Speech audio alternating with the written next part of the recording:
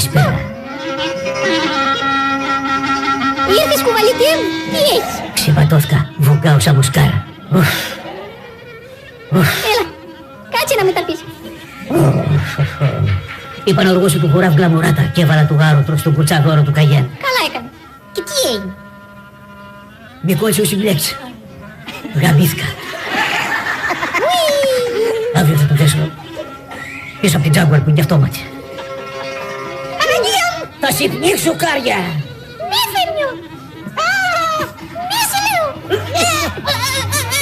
Σφήνωσες του Καγιέν στο γιοφύρ βρελάμια. Πώς θα πάω στο σαλέ για weekend, μωρή? It's okay, darling. Θα τα πούμε το βράδυ στο σκουός. Άντε, τσάω. Τι μου τρώνε αυτά, ρε Γκίδ? Έμεινα με του Καγιέν στο ξηβρακουχόρ. Η άδειασαν του διπόστο. Του πήρα για θέρμανση. Της είπα, ρε φάδερ, μην του πάρεις δίζελ.